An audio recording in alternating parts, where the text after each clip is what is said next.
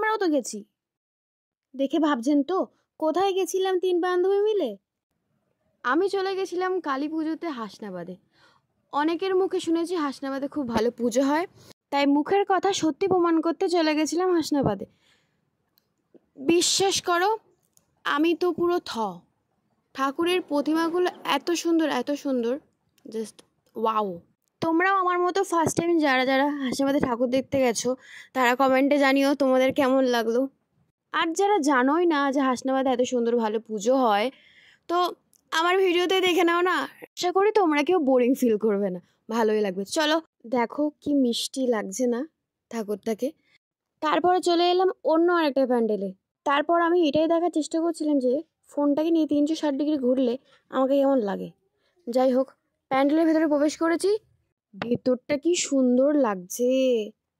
তাছাড়াও ভেতরে দেখো পুরোটাই হাতের কাজ করা। এই প্যান্ডেলের প্রতিমাটাকে জাস্ট দেখো, মায়ের কি রুদ্রময় রূপ। আর দেখো মাথায় কঙ্কালের মুকুট পরানো হয়েছে মাকে। তারপর আমি আর আমার সখী মিলে রাস্তায় গুনগুন করতে করতে যাচ্ছিলাম। ভাগ্যিস বাইক এসে মেরে দেয়নি, ভয়েসটা দিইনি, সেটা খুবই খারাপ।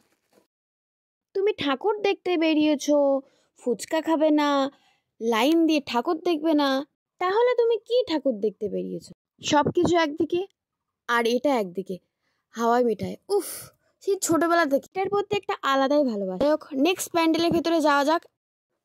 প্রথমে ঢুকেই দেখলাম চারিদিকে শুধু সবুজ। আরে শুধু সবুজও না, এখানে নীলও আছে। দেখো দেখো, আমি পুরো নীল হয়ে গেছি। এটা মায়ের এক অন্যতম রূপ। আবার একটা প্যান্ডেল চলে এসেছি। এখানে মায়ের মুখটা দেখ কি অপূর্ব না। নিচে দেখো কেমন রাধাকৃষ্ণ দাঁড়িয়ে আছে।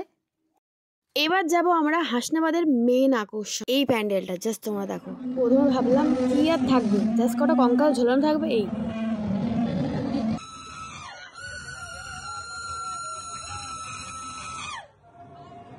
প্যান্ডেল থেকে বেরোনো মাত্রই এতটা ভয় লেগেছে যে বাইরে বেরিয়ে এসে দেখি যে গায়ের লোমগুলো খাড়া হয়ে গেছে। আর এই প্যান্ডেলটা করেছে বেনারসের মন্দির। তোমরা দেখো কি সুন্দর না লাগছে।